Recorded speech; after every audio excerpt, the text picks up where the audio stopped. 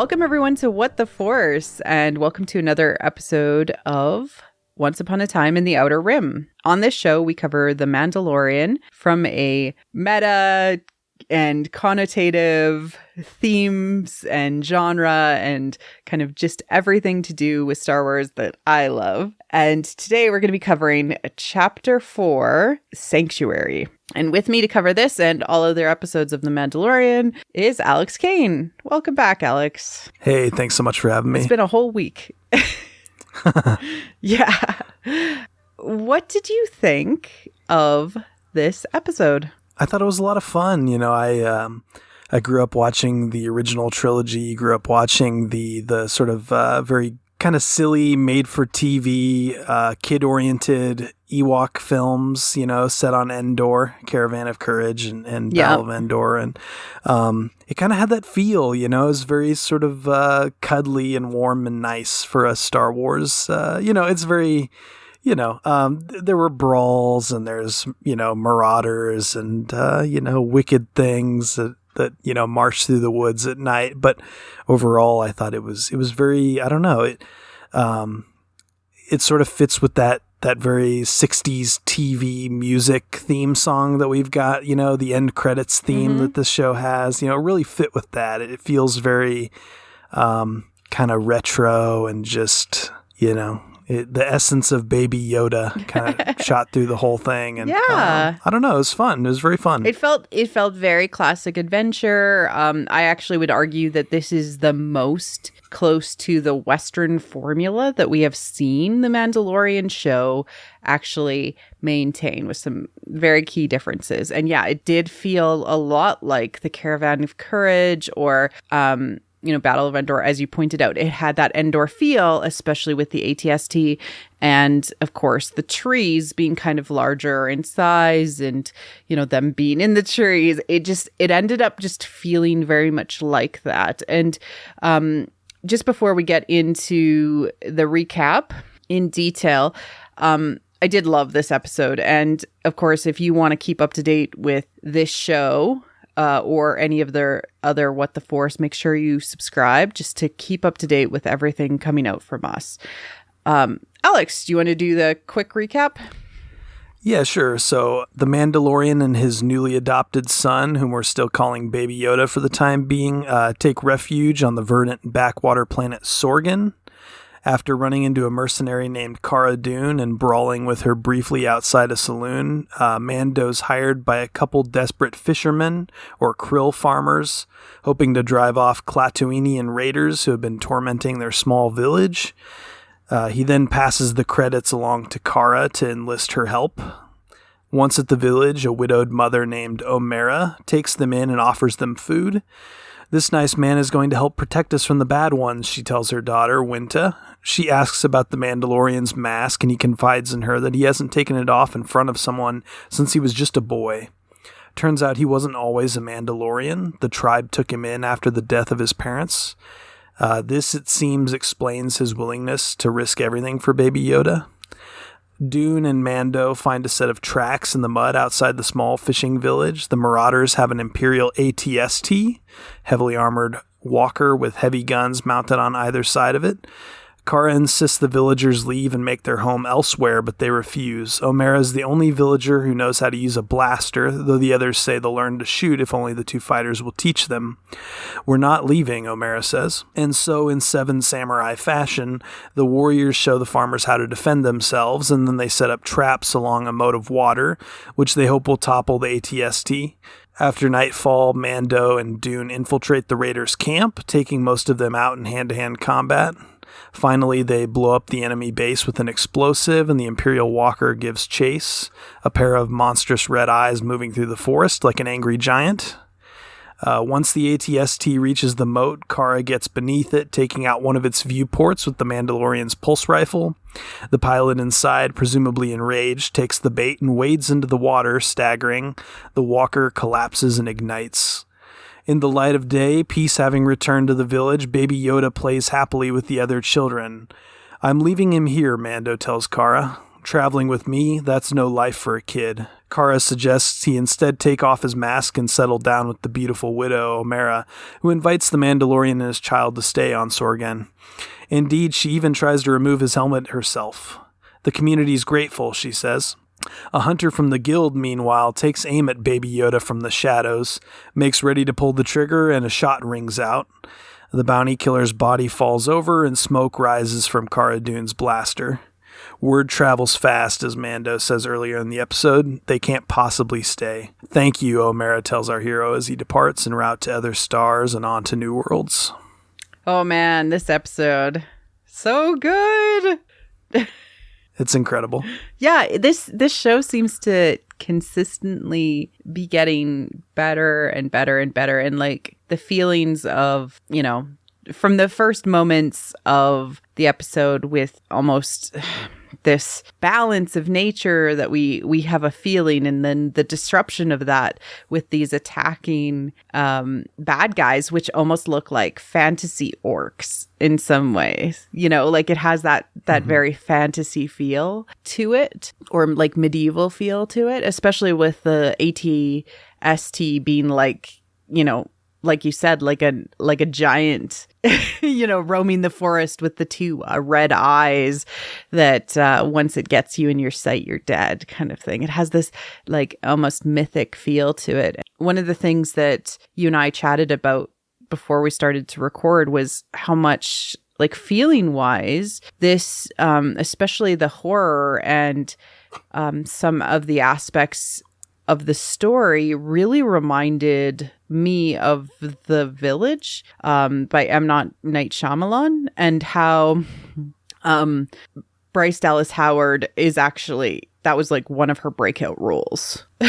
Yeah, first time I ever saw her, I think, was that film. Yep. Yeah. 2004. And there was this, so like what you end up finding out in The Village is that like not everything is as it seems, right? But there is this sort of horror aspect to the village being a sanctuary, but if you leave the village, you're at risk. And if you break the rules of the village, you're at risk. And certainly it had this like idyllic atmosphere, but as soon as you stepped outside of the kind of sanctuary of the village itself, that's where the risk was. And people were willing to venture out for help, but not much beyond that. And certainly, especially when the orcs attacked, and then later on when they have the night scene attack, later on when they're prepped for it, it had that like almost mysterious feel with the mist and things like that. It was very, very interesting. We also cross-genre our knight in shining armor a fair amount. With Cowboy, he is both knight and cowboy. And generally speaking, I really loved seeing how every episode, it's like Baby Yoda is going through a new stage of development. Even though Baby Yoda is 50, it's like until the baby had opportunity to, you know, speak with or be with the Mandalorian, he didn't have an opportunity to grow. Or to have an opportunity to, like, you know, really be a child. And, you know, symbolically, Baby Yoda expresses and is a representation of the Mandalorian's inner child and what that represents. But it really makes me wonder, like, how far in the development kind of children / parental relationship we'll get with Baby Yoda, and if like sometime in these episodes we'll actually get Baby Yoda's first words. Yeah, it sort of has that first day of preschool kind of feeling to this episode where like Omera says fits right in, you know. Yeah, and like he's like, the Omera's daughter is like, you know, can I play with him? And he's like, sure. And he kind of has this like quiver in his voice whenever like all of the first, like, can I feed him? Can I play with him?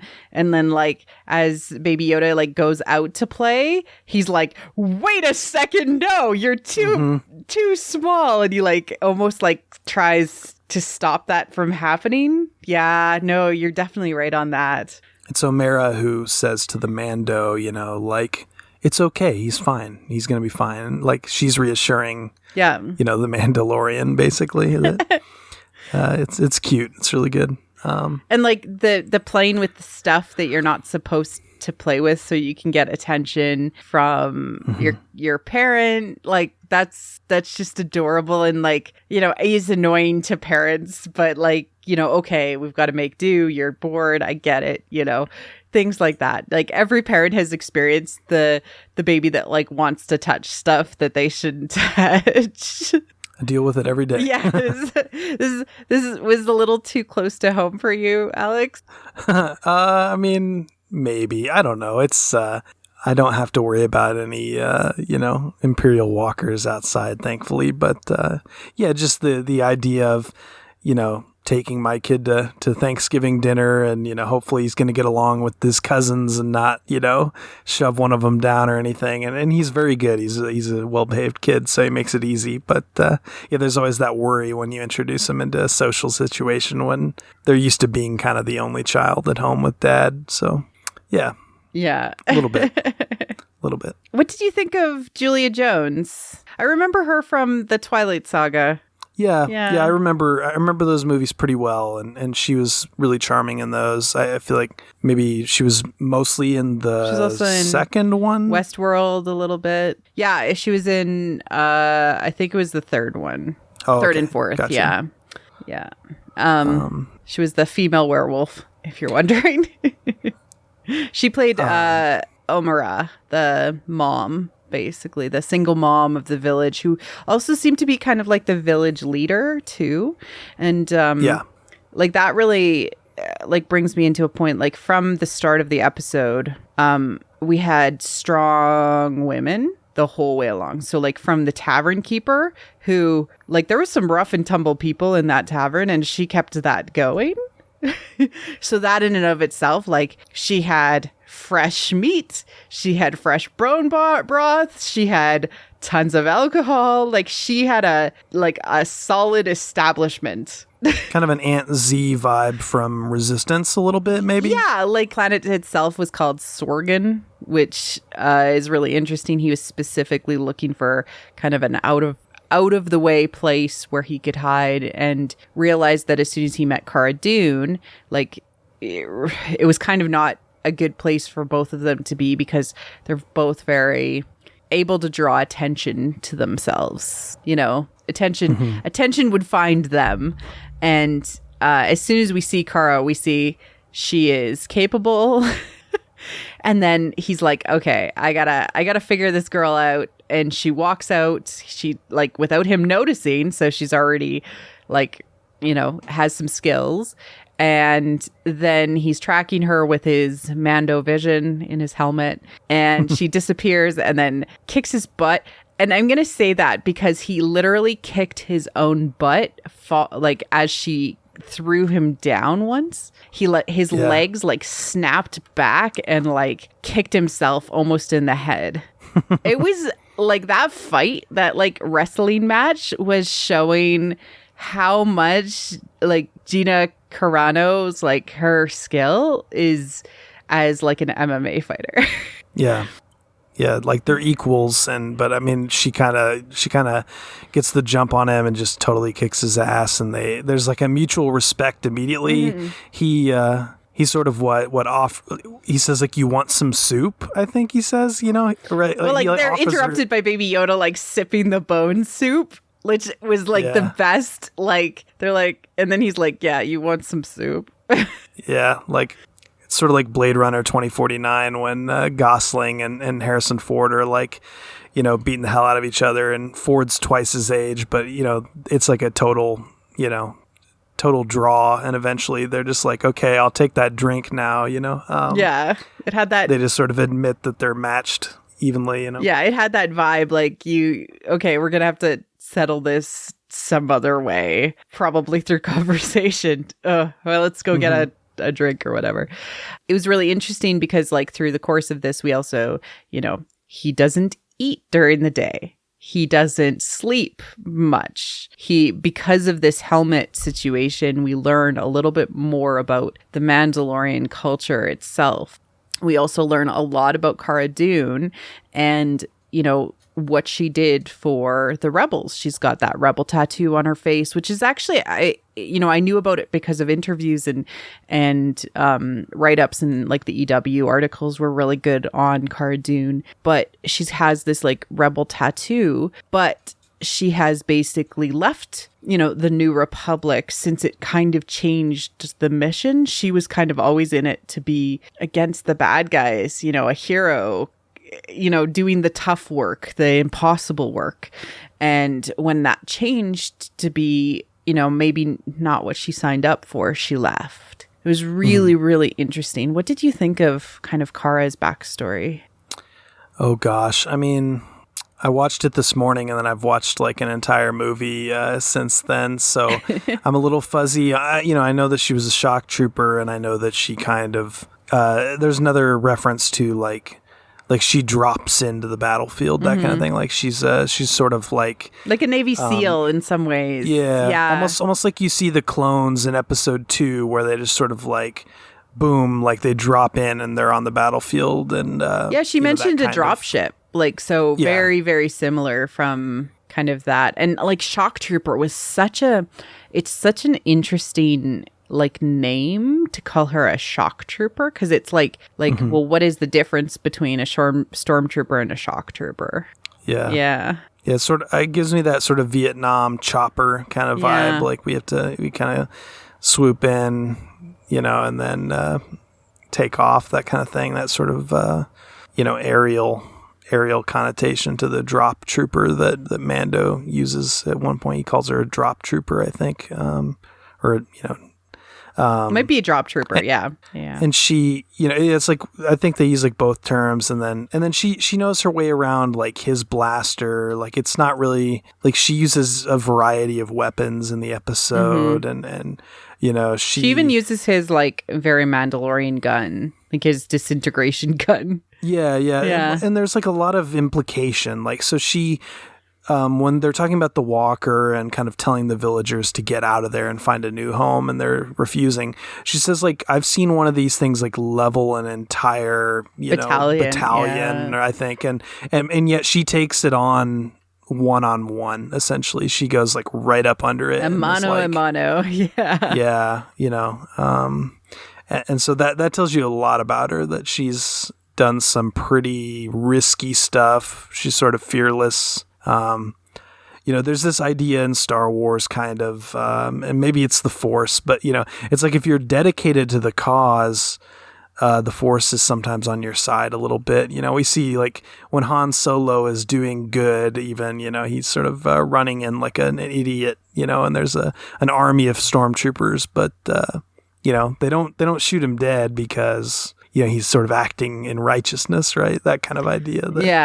You see in Westerns, right? Yeah, like you can be bulletproof as long as you're kind of, doing the right thing in some ways. Yeah, as long as the story demands it anyway. What are the demands of the story?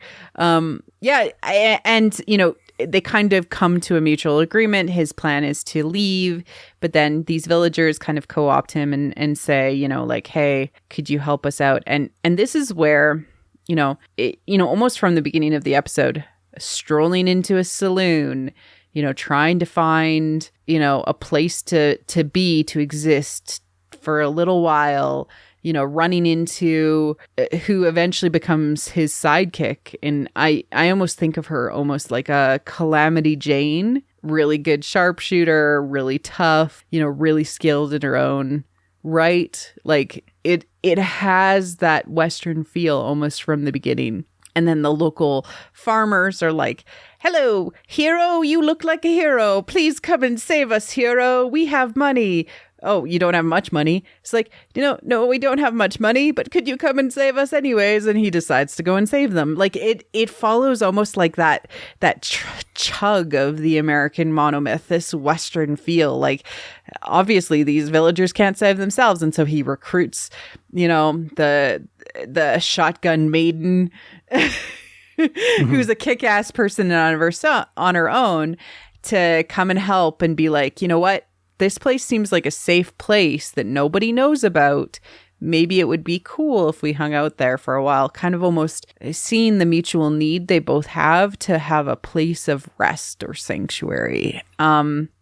It was just so awesome to even see that setup. And then he arrives at the village and we meet two more amazing women. And then a whole village of like women and children, and yes, men too, but like there didn't seem to be like a hierarchy of people so much. It was a very interesting village. So we meet Omura and her daughter Wida, and almost from the get-go, the music changes as soon as the Mandalorian sees Omura, and it is very obvious that there is something romantic happening, or at least attraction happening within the episode. And there's some key moments throughout the episode that maybe we'll get into in a little bit. But I loved how capable Omura was almost from the get-go.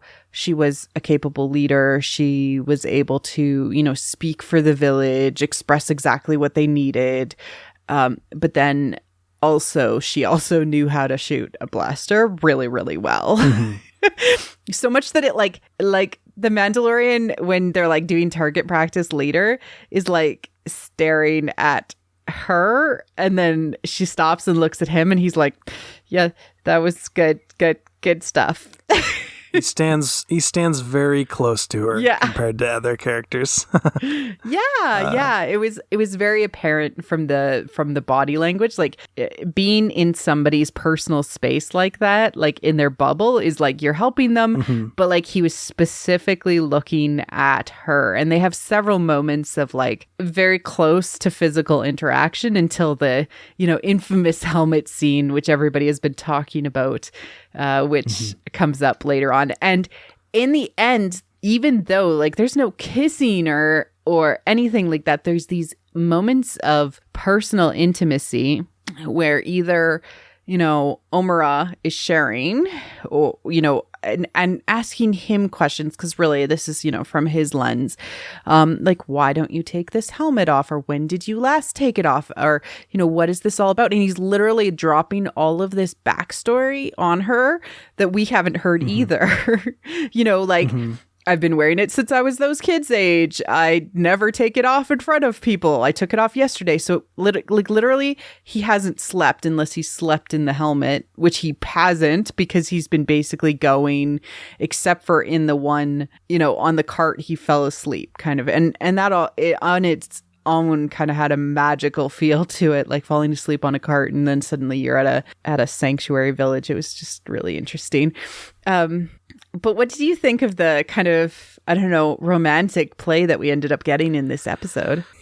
Gosh, I mean, there's a lot of sort of coded language, right? Where, she's saying one thing and he's saying one thing. And you kind of, because we know him fairly well so far, you can kind of hear the difference, the way he talks to her. I mean, she would offer him food and offer him, she'd say, I did this and I did this to be hospitable and make things like easier, cozy and homey for you. And his responses are not the sort of, the way he talks to Grief Karga is like, I need a job. That's very kind of you. And he says it like multiple times, like he wants her to know, like, I'm really grateful, and I think that, I think you're wonderful, I mean, no, he's I very, love you. he really, he says more words to her than, in the span of an episode than he's said to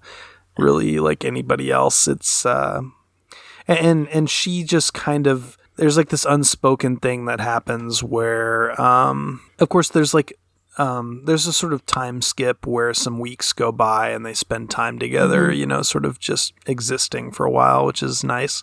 But there's this sense she's like, like she invites him to settle down and make his life there. And, like at the end, she says like, he says the child would be very happy here. Maybe I'll leave him with you. If you would think that would be okay. And she immediately is sort of like, well, but what about you? Yeah. It's really beautiful. Like, it's really well written, well paced.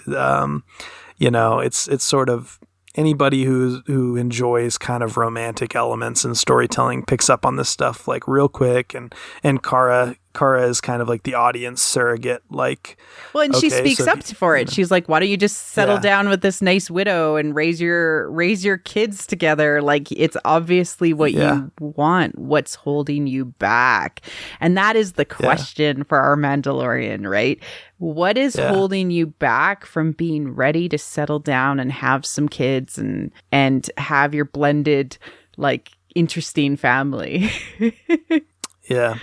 Which in like sort of a Western or something, the answer would be like, well, he's never going to get that, right? Yeah. That's not how the stories go. I'm a wanted man, or, I've got an obligation or whatever. But he doesn't seem to have much of that, except for, whatever's going on with the tribe. Yeah. And Baby Yoda. Really interesting. Which you can see that reflected in her, though, like their situation as the sanctuary. They kind of have what the Mandalorians wish they had, right? Mm-hmm. Like a little peaceful communal life together. That's sort of what the Mandalorians are theoretically looking for. But, they also seem to, they wear armor and carry a big gun. So they tend to find a little bit more trouble than, some fishermen, but fisher people. Yeah, exactly. And so, there was some really wonderful, amazing, as you said, coded romantic moments. She almost takes off his helmet. There's the stare, this appreciation of a capable woman, at her, having a lot of faith and trust in her abilities as she is leading her tribe, knowing that, when he comes back, like, she will be ready. There was a lot of communication, and then also sharing of feelings and past and experience, and her helping him understand his role as parent and father to Baby Yoda. With those moments that we got as Baby Yoda's, learning and growing. And it's, what's really interesting, and you brought up the, he's happy here. And that was like him saying, my inner child is happy here too.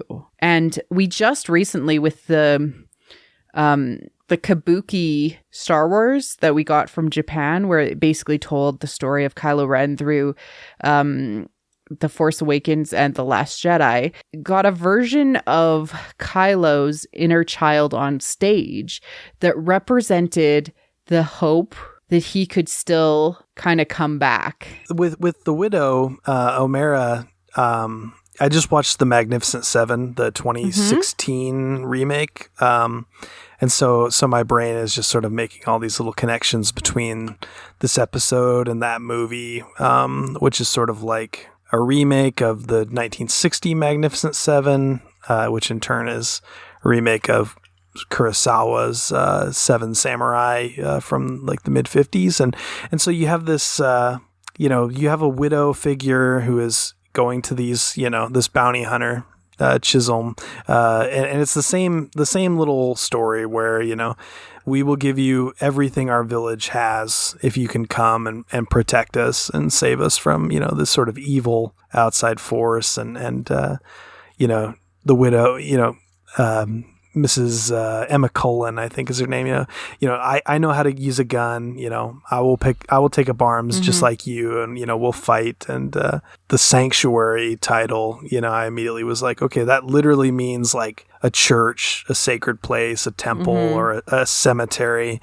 And the Magnificent Seven opens with like a church being invaded and a gunfight breaking out, and they set the church on fire and all this stuff. And so to see these like raiders coming in and sort of, disrupting this sort of sacred, covenant that this fishing village has with nature, it's sort of the same idea of, these people who we tend to think of as operating for money, mercenaries, bounty hunters, immediately we get the sense that, Cara Dune much like the Mandalorian. You know, there's more to her than money. Like, yeah, they play the money card when it's like, oh, you can't afford me. You know, the guy says in Magnificent Seven, and he said that too.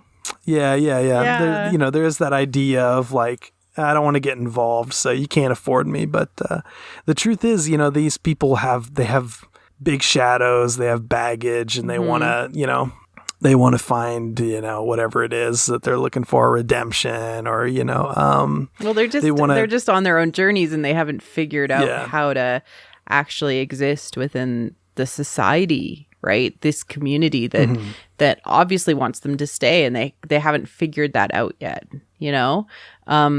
Yeah. The way O'Mara, you know, she's like comfortable and she's like at peace with, you know, being sort of a surrogate mother to these kids and having kids of her own, and just like, you know, we do the fishing thing with the krill, the, you know, little shrimp guys, and you know, it's like a beautiful idyllic existence, but you know, these people who what their job is basically to be good at fighting, right? You know, to do the Star Wars, to do the Star Wars. To do the Star Wars really well. I do want to say, like, the fact that it's sanctuary is really interesting, because at the beginning of the episode, you have the opening shot is of the krill being almost symbiotically in harmony with the, you know, with its situation, and then in comes the scooper to like pull the krill out, right? Yeah. So it really reminded me of like Naboo, and like how Qui-Gon used to talk about how the Naboo and the Gungans form a symbiotic circle, and then that is mirrored by the attack on the village.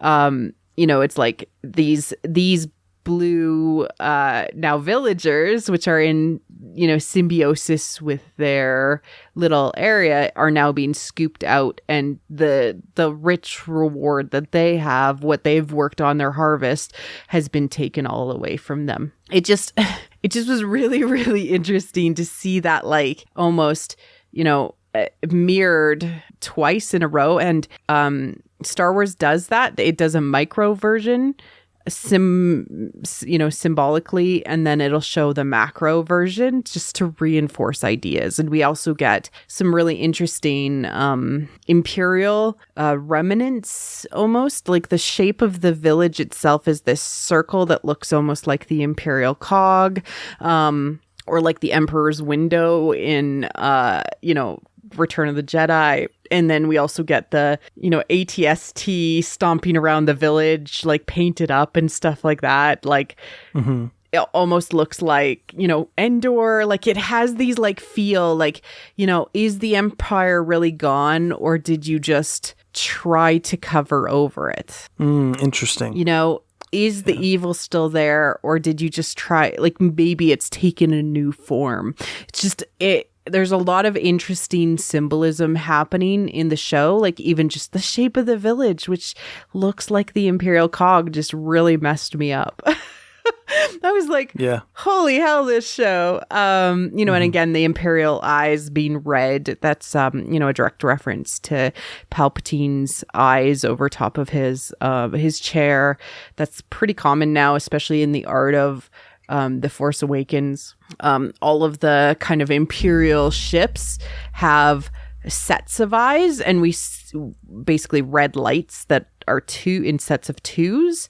And you see now in kind of all other productions, like in Jedi Fallen Order, sets of red lights 2 by 2 are all over the place. It's just really, really interesting to see that visualization kind of all over the place. And I think Doug Chiang said it's really important because they were always told to keep, especially the number of red lights is really important. Interesting. Do you see anything else from like a, you know, symbolism perspective?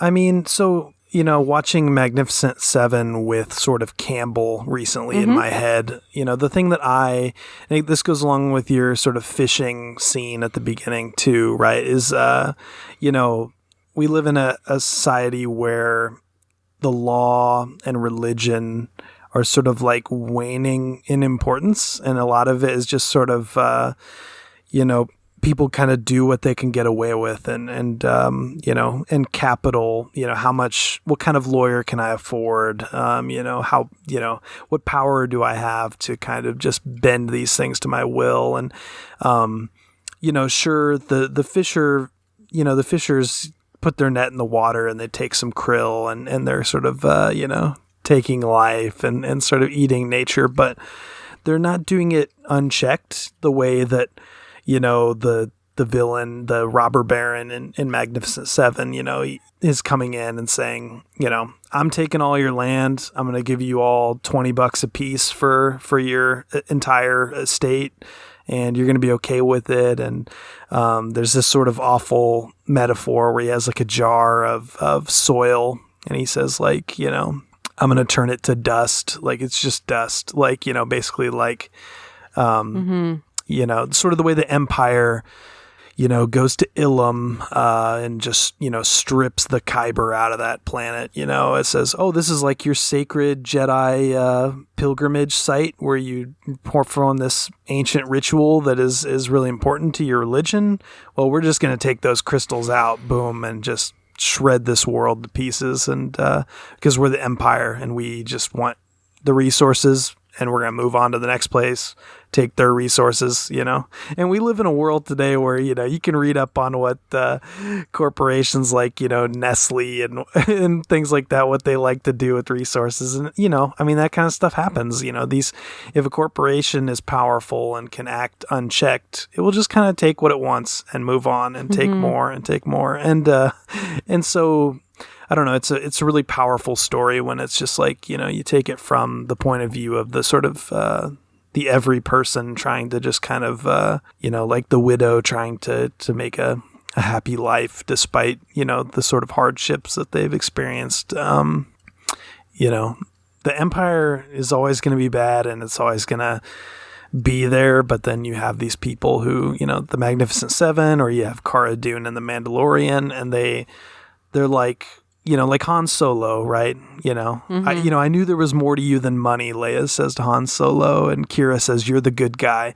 There's always those people who they see evil and they're like, oh, maybe I should do the righteous thing and fight for, the oppressed people, fight for the little guy. And I like to think that's what Star Wars is about, right? Like, we see that in Rebels a lot. We see that in the Clone Wars. We see it, in the movies, like this idea that, being heroic means like sort of, the Ewoks standing up against the Empire and using spears and stones and sticks against, these big machines of war, And that's personified now in like the David and Goliath myth and the idea of like, the underdog, right? And how much we bring that up whenever we talk about underdogs taking down either big corporations or big machines, etc. And we actually get a play out of that literally on screen with Cara facing off against the AT-ST against all odds, just her and the Mandalorian's gun, and she shoots it and tricks it to fall into, the pit that they've basically set. Mm-hmm. Right? And it follows like, the David and Goliath structure, because like it's like, one single stone, one single shot, and it takes it down. We've sort of talked about Athena, and I think we've talked about the underworld in the context of this podcast, and the Seven Samurai and the Magnificent Seven. That story actually comes from Greek myth. Funny enough, it all goes back, right? And so there is this like ancient myth called the Seven against Thebes. Hopefully I'm saying that right. And it's sort of it echoes in the Magnificent Seven a lot, presumably in the Seven Samurai too. I haven't seen that particular Kurosawa, but there's this idea that a king decides to pull a Palpatine and kind of rule longer than was originally agreed upon. He was supposed to alternate the throne with this other king, and being sort of the the power hungry figure, like the Empire. He's like, no, I'm gonna stay on the throne. These sort of 7 chieftains assemble to kind of storm the gates of the city and take it back. And there's, it all starts because of, after this war, the enemy, in the point of view of the myth, they don't allow the soldiers a proper burial, something to that effect. So there's like these people who have earned passage to the underworld, through the river Styx and all that. Mm-hmm. They're not getting it. They're being denied it out of like spite or whatever.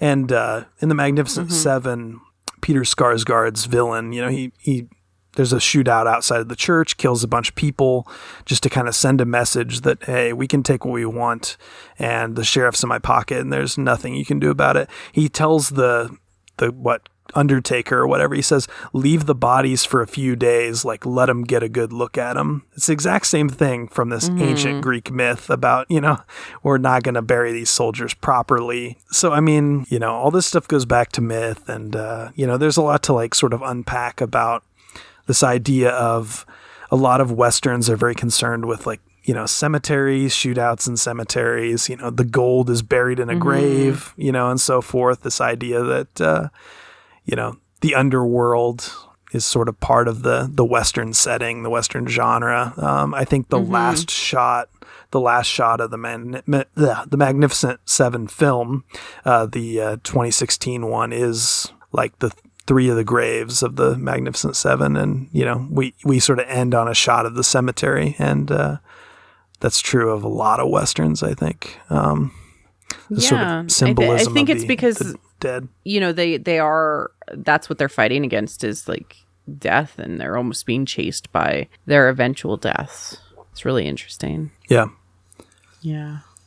A lot of motivation by like the past, like the horror of the past is sort of driving them to not let it happen again, kind of the Anakin idea, I wasn't strong enough to save her, I can't fail again. Yeah. And like, that shadow of something that they haven't dealt with. Right. And I do think that we are getting a bit of that with our Mandalorian. Like, why can't he settle down? What is keeping him going? And I do want to say, like, there's a few really interesting things happening with the Mandalorian culture. So he's been wearing this mask since he was, 6, 7, since he was rescued by the Mandalorians. We do not know if he was originally a Mandalorian. Yeah, sure sounds like he wasn't almost to me. It kind of sounded like there's a strong implication that, and, sort of browsing like StarWars.com before this podcast ever got started and trying to, refresh my memory about, the Mandalorian culture. There's this sort of sense that they're not a race and ethnicity, they're sort of like, they're more a people. They're like a culture, Yeah, like they're all humans who settled on Mandalore and thus became Mandalorians because they subscribed to the belief structure in some ways. And I'm becoming more and more convinced that the way this tribe of Mandalorians lives is maybe not the way all Mandalorians live. Like we've seen different groups of Mandalorians, of course, later on, like in Rebels and everything like that. But he's been wearing the mask since he was 6, which was in the Clone Wars. So he is experiencing like a subculture of Mandalorian culture, or a different group being a tribe, which almost has this,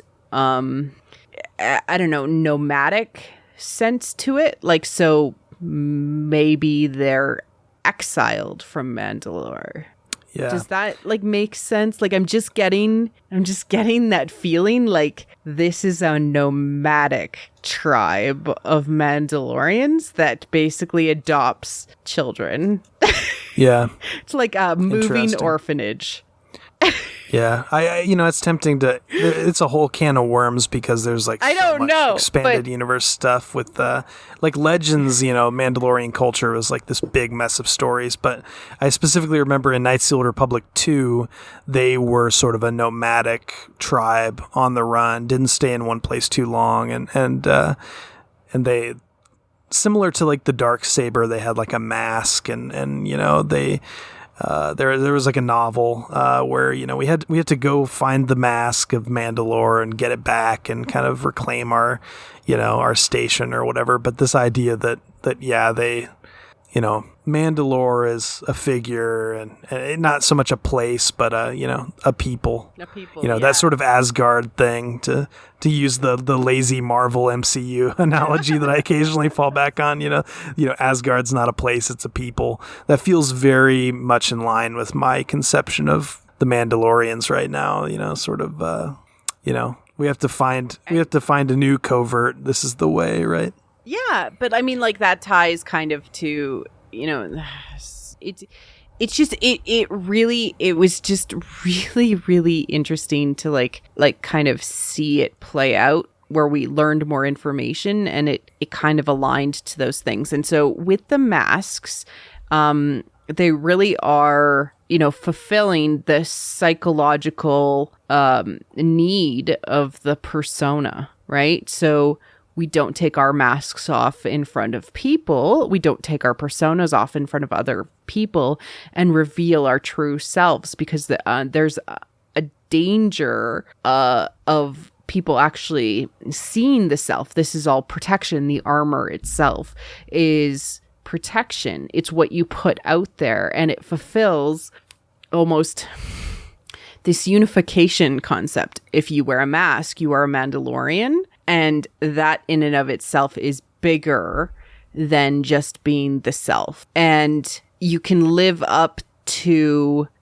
the, as long as you wear and you pretend and you hold to the persona that you present out, the mask that you present out to others, the self can be protected, right? It is a way of adapting to adult life. It is not necessarily the best or most truthful way to exist, but can you blame a bunch of potential orphans for creating this is the way subculture around protecting their squishy inner children? Yeah, I don't know. There's an interesting parallel with like, Finn is the first character we meet in The Force Awakens, I think, right? Or essentially, and right away we sort of see that character take his mask off metaphorically in the midst of this fight, right? Like with the blood smear on his face, is marked as different than the persona and then there's that he also wears. Yeah. Kill them all, and he doesn't. He immediately sort of like slumps and is like, no, I'm not doing that, and it's only really once he like gets away and hides, that he takes the mask off. But, we can see even when the mask is on through his body language and his actions that, there's this sort of metaphorical unmasking that happens where you sort of break rank, right? Yeah. Where you sort of, he decides like, this is not who I am. I'm not the stormtrooper. Whereas, there's the flip side of that where you look at Omera's village and you think, okay, that's a uniform I could wear. I could be a fisherman in this quaint little beautiful peaceful village in the middle of nowhere. So there are ways of being where a uniform and a uniformity is not horrible, or being part of a tribe is a good, like, they definitely had thing. had a style to them that was all very similar, right? They were part of the same community with that blue tunic look. It wasn't exactly the same, but the same blue was used for all of the material, and it was probably because that was what was available. But if you wore that blue, you were part of them. So it is similar, but they accepted people into the tribe, whereas, into their village, but the Mandalorian is wearing the mask to protect himself and the things that are underneath. Ty Black and I did an excellent episode on the power of myth and symbolism in Star Wars on masks and how they hide the hidden self. And especially Kylo, like literally we're hearing the words, represented on screen in a symbolic perspective that Snoke said to Kylo. Like there's this massive parallel to Kylo in this episode. The mask is, who I am. I am this mask. I am the people. This is the way. I must do this.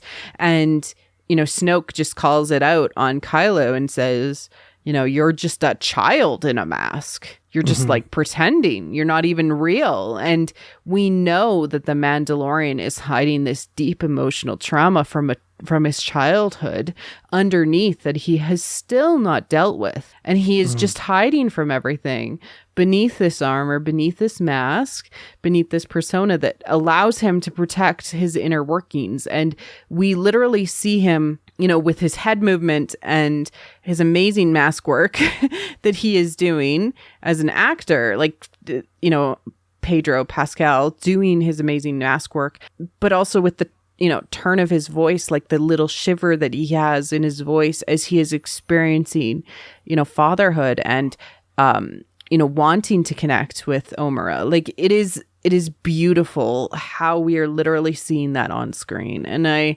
love it. Yeah. There's a lot we haven't unpacked yet with like the talk of the Great Purge. And of course we see a super battle droid that sort of found him. And, so there's this, what's the story there with the Clone Wars and who, who were his parents? Do we care who his parents were?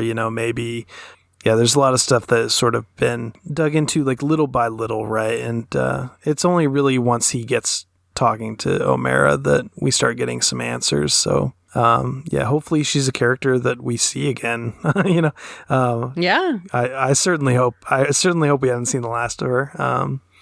I don't know. We also have an in-universe parallel. I think it's really important to call out that there was an episode of the Clone Wars. It was season 2, episode 17, called Bounty Hunters, where Obi-Wan Kenobi, Anakin Skywalker, and Ahsoka basically join forces with a bunch of bounty hunters that have a village of farmers who are trying to grow basically this substance that is required to make like healing compounds. They're trying to basically protect it because they keep on being raided by pirates, i.e. Hondo Ohnaka's crew and those space pirates. It's really interesting to see even an in-universe parallel that they have used this kind of, coming together, training villagers so that they can protect themselves. But in the end, they have to take down the giant beast. I think they have to take down Hondo's ship in that one. Like it's just very interesting to see even an in-universe parallel. Yeah, and they both have the same sort of Seven Samurai idea of the villagers are not fighters, but we'll train them to use blasters, that kind of, the idea that, this is our home, so, when push comes to shove, we'll fight to defend it. It's like the same thing happens in both that Clone Wars episode and, this Sanctuary. And in fact, that episode apparently is dedicated to Kurosawa directly, like explicitly. So kind of acknowledging like a debt to that filmmaker because, of course, George was a huge Hidden Fortress fan and so on. So, I love your recursive, right?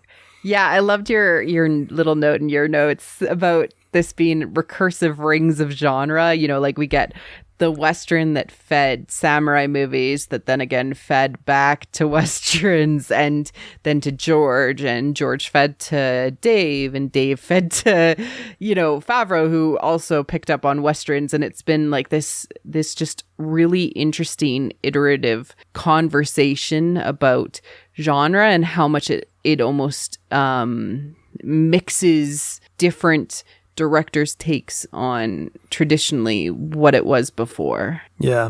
I think Kurosawa kind of took the sort of cinematic language of like John Ford's Westerns, like The Searchers, and then sort of filtered it through like the Japanese lens and tried to kind of show an authentic samurai story, but, you know, using sort of the filmmaking techniques of Ford. And then, of course, George being kind of the, you know, somebody on the internet recently called, I think it was Michelle E. I can't remember her last name exactly, but, you know, she wrote this essay where she said George Lucas, the first weeb filmmaker, you know, sort of otaku, right? Sort of, you know, playing with sort of Japanese ideas that, you know, ironically were also like very Western ideas at the same time. And so you get, to, you know, by now, you know, look at Last Jedi, look at Mandalorian or the original Star Wars.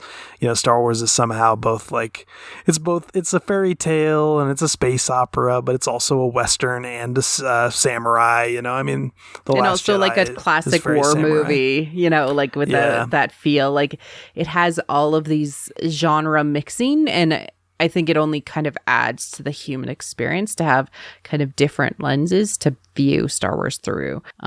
Yeah. So what was your top cute Baby Yoda moment of this episode?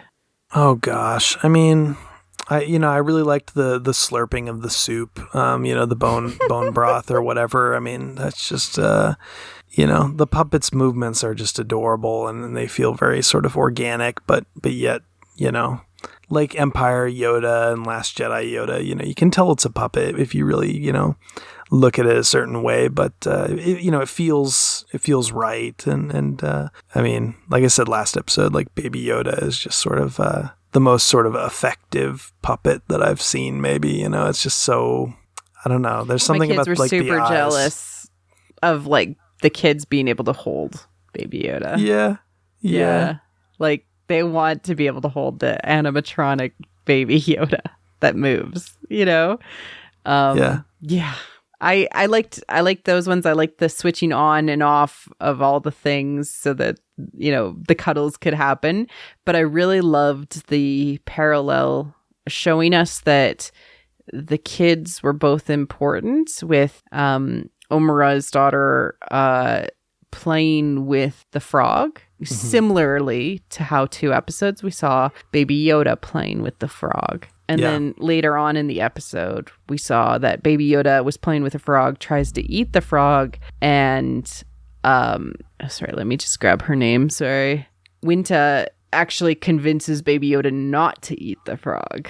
Like, so it's like that learning, like something even the Mandalorian couldn't achieve, another child, a family could. So Baby Yoda is better in a better situation. But unfortunately now they need to move on because, you know, the baby is still in danger.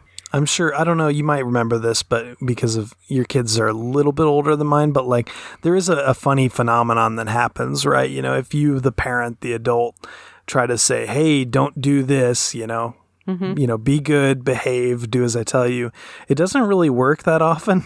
But if you take your kid and you know, around other toddlers, other little ones, you know, my son will behave really well just through kind of, you know, mimicking and adapting, you know, and just sort of following by example, you know. He doesn't care, especially what if the kids are just like slightly older than the kid involved. It's actually a psychological phenomenon called scaffolding. So they they show the child, you know, the intermediate steps from what the adult was trying to show them, basically like the mini steps that they need to take. And so sometimes you'll find this with like second kids or like, you know, younger siblings of older siblings, they adapt and learn different aspects of things much quicker because they have a child who is at an intermediate step from what you're trying to teach them to show that kid everything, right? And it creates this scaffolding by which they can learn those skills and learn that knowledge quicker. Fascinating. Yeah. So, I mean, we got to see a little bit of that, but like in essence, from a story perspective and for Baby Yoda is better with a community, you know, like the whole concept, it takes a village, you know? Yeah. And that was shared, but we can't stop until, you know, whatever adventure, whatever question is answered, whatever, until this journey is done, we can't stop and actually come back to the village. Yeah, there's this question of, who wants this creature dead, this child, and why, and we still haven't even met, one of our big villains, as advertised, Moff Gideon, we still haven't seen that character. We don't know where, the client, Herzog, we don't know where he ended up really. So there's some fun question marks that we got, left to. Yeah. This episode was, written by Jon Favreau and directed by Bryce Dallas Howard. We mentioned that earlier on in the episode. But what did you think of Bryce Dallas Howard's directorial Star Wars debut? I've always been kind of a fan of her acting, I think, The Village, she was phenomenal in that, she had a lot to do in it. That movie is essentially like a hero's journey. She's traveling into the deep dark beyond and getting the boon to bring back to the village to save, Joaquin Phoenix's life. And, and of course she learns all the, forbidden knowledge, the kind of fairy tale stuff along the way. I know she's made films. I haven't seen the one. It's primarily feature. Shorts or she did a documentary. Cool. She really hasn't done. She doesn't really have the breadth of directorial experience like some others who have already directed for this show have Deborah Chow. She had a wide breadth of experience before this, but I think she did an amazing job, especially to get at the emotional core of the episode, which is the need for home for our Mandalorian. Yeah. And, the connection to both his own self and others in the form of Omura. Just beautiful. Yeah. In terms of getting good performances and good chemistry out of the actors, I think this is my favorite episode of the show so far. I think Deborah Chow, because she has that sort of prestige TV chops, that maybe that episode was more, polished and fluid and, dazzling. But this was truly impressive in a way that, I didn't think that it would get better than episode 3. And I think this was, I think it was better in that sort of emotional core sense, It definitely felt like she was maybe an actor's director because she knows the acting experience so much. And I'm sure she had looked to others for help and figured it out. And she just did such a bang up job. And being able to see an ATST on screen and have it look really good, some of the shots, the village, being tiny and the ATST, with the beam of light, looking down at it, there was some spectacular shots in this episode. Yeah. I think, just it was an inspired touch opening with the sort of that little microcosm of the krill in the water. You sort of immediately think oh, what am I looking at? And then you see the very sort of the prawn, shrimp figures, and it's obvious kind of at that point. It felt different. Obviously, the setting is this sort of verdant, feminine world almost, right? It's sort of this idyllic, Edenic, creation, and it was a goddess realm or something, right? Yeah, instead of a sanctuary. Yeah, the place of home and love and family, and all of that is incredibly feminine. Yeah, I've seen, Ron Howard, right, is famously her father and directed Solo, and he was in George Lucas's second feature film. So there's sort of this sense of pedigree and passing the torch, which happens in sort of Star Wars land, right? Katie Lucas working on the Clone Wars and writing some of the best, kind of fan favorite episodes. Some people dismiss that and be like, oh, look, nepotism, Hollywood nepotism. But there's something really beautiful too about a very traditional, filmmaker who is like a father, a man, kind of handing the torch off to a daughter, and then the result of that is like a very different kind of thing. You know, like if George is like, you know, got Darth Maul and that, you know, the Phantom Menace, and then you look at Katie Lucas and Dathomir and Savage Opress and Mother Talzin and that stuff. You know, it's a very they're playing in that same sandbox, but you get something very different. And you know, yeah. And with Katie Lucas, you got a full blown romance storyline with a Dark Disciple. And, you know, romance is important. You know, these feelings of attraction and how you deal with them is a very important and humanistic story to tell. And it was just done so well. So well. Yeah.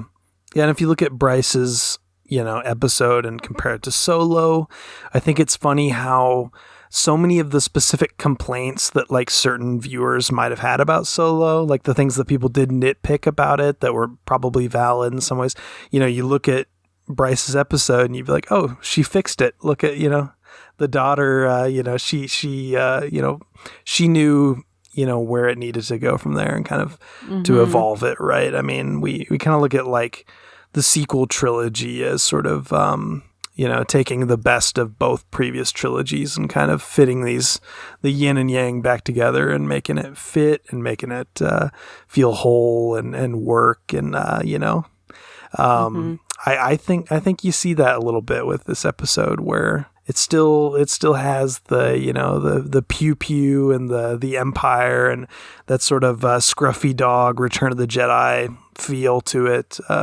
You mentioned the sort of orcs, the Klatooinian raiders were sort of orc-like, you know. I mean, that's basically what the Battle for Endor. It felt very fantasy. Marauders. Yeah. Yeah. Which the Battle for Endor is basically like, it's a witch in a castle with some orcs. You know, it's sort of like, it's the same kind of thing, right? It's very sort of elemental, you know, fairy tale. But yeah, it felt very self-contained. And, you know, it's like kind of maybe the episode that you show someone if they haven't seen The Mandalorian, right? Like if they're like, what one episode do I watch to see if I like it, you know? I think this is the episode that you'd recommend, right? To kind of hook people. Yeah. I mean, like, I don't know that we learned too much about the meta plot. It was more internal growth and characterization. We learned that, you know, people are still after Baby Yoda and potentially the Mandalorian because the gun was originally spotted on the Mandalorian and then changed to Baby Yoda. So I wonder if maybe it's both of them now. Yeah, he did kind of burn bridges with the guild probably a little bit. Yeah, there might be like you know, you only leave the guild dead type you know, part of the rules, and so that's why you know, the hiding is more required. I loved this episode. I felt like it was I'm so glad I get to hold this episode and say this is part of Star Wars. Yeah, it's very, you know, kind of different, right? Like in a way, like Deborah Chow's episode, I said, this sort of feels like, you know, some of the most Star Wars we've ever seen in live action. You know, it feels like the Clone Wars, Rebels, etc. This felt very like, okay, we're kind of pushing into new territory a little bit, right? The way The Last Jedi sort of did, whether people wanted it to or not, right? You know, we got to kind of just push the boundaries a little bit, the way that, you know, Dave Filoni has, obviously, in his animated stuff. And yeah, it's nice to see. Yeah, no, I enjoyed it. I'm very much looking forward to seeing if we get an opportunity to see Bryce Dallas Howard direct again. I hope so. Like The Mandalorian or some other Star Wars, because she would be a welcome addition to anything. All right. We have the upcoming episode premieres next Friday, December 6th, and is written and directed by Dave Filoni. The tagline that follows the episode is The Mandalorian helps a rookie bounty hunter who is in over his head. All right. So the Mandalorian tried to find a wilderness. He literally went directly to a tavern for this episode. which I kind of called, which is so funny because I was like, it's like Mad Mardigan in Willow. He's going to go directly to a tavern and try to find a place to lay low and a woman to help him take care of his baby. And he did that, which was really funny. And I didn't think that would be like how it'd play out, but just really funny. But for this one, I almost feel like this is, this person is going to like run into them. Like it's going to be like a little bit of a fate brought these two together type situation. And I'm interested to see like how he manages being a single dad and like trying to help a rookie bounty hunter who he has compassion for. And it ends up being like a mentor-mentee situation, or like, him practicing out his dadding a little bit more. Yeah, this is presumably like a character we haven't really heard much about, right? Yeah. Like an actor we won't maybe anticipate. So that's it'll be something kind of new and fresh. Yeah. And, I'm still hoping that we're going to have Mando and friends, come back. Like I want to see IG-11 come back. I want to see Quill come back, our Ugnaught friend. I actually hope that Quill fixes up IG-11 and like that rebirth happens for IG-11 where he kind of gets a new like life because of the care of, our Ugnaught friend Quill. I hope Cara Dune comes back. I really think they will, because they kind of showed some scenes with IG-11 and Cara in previous kind of trailers. So I'm hoping that like the gang comes together and almost helps him build a community, like a group of misfits that don't work but work together, to support him. I like that. Yeah. I don't know if this is that episode, but I hope by the end of the season we get a little bit of that to help him out of the jam, because he's just the type of guy who's like doesn't want to ask for help too much, but they're going to come and help him anyways because he's honorable, loving, caring, even though he's wearing this mask. And on a completely unrelated note, I just love how polite he is. Yeah. Yeah, like O'Mara's sort of showering him with like, gifts and hospitality and these things that are clearly not sort of his usual, cultural thing that, he's not used to this sort of warmth and hospitality, but, he's grateful and he's very kind to her immediately. There's no sort of, period of, what the heck are you doing? I don't need this stuff. In the Magnificent Seven, this woman sort of stitches one of the characters' vests up all nice and tidy and very respectfully for him without him ever asking her to. And he's sort of like, I did not ask you to do that. And she's like, I didn't ask you to ask, and no, the Mandalorian, he's a sweetie. He's a big old softie in there, squishy inside, I think. He's so soft. Yeah, exactly. He's so soft. And this episode in general, even though we had these really cool fight scenes and this cool, engaging against the bad guys, the Raiders and the ATST, was super soft. And just, again, continuing the Trojan horse of what is the Mandalorian, armor on the outside, squishy bits on the inside, just wanting to be loved. All right. Alex Kane, thank you for coming on the show again and coming on this weird Mandalorian journey. Where can people find you if they're looking for you online? Mostly on Twitter at Alex J. Kane, Kane, or writing for various places like usatoday.com, starwars.com. Whoever will pay me to write about video games and space wizards. Exactly. Well, I don't know. Was there a good line from this episode that we liked most of all? This nice man is going to help protect us from the bad ones. Yeah. Mm-hmm. I think that's going to be like the summary of this season. Yeah. Yep. It's the same thing. I brought peace to the valley and I'm going to do it again and again, that kind of idea. I look forward to so much more. It's an amazing show. It's one of my favorite things in Star Wars right now. I did not see it coming. Really, I didn't. I loved the celebration panel, but I did not know what to expect, and it's become one of my favorite things. Thank you for listening to What the Force. I'm Marie-Claire Gould, your host. Our music is the What the Force theme, orchestral music by Christy Carew for What the Force. We have a Patreon at patreon.com/whattheforce. We'd like to thank all our patrons, especially those who love What the Force, and for those patrons obsessed with What the Force, Melody, Night Huntress in Wild Space, Susan, Jessica, Cassandra Corvid, Brad, Black Eyed Lily, and Anna Perez. Make sure you like and subscribe on YouTube or leave a 5-star review on iTunes or other pod apps. It helps people find the show.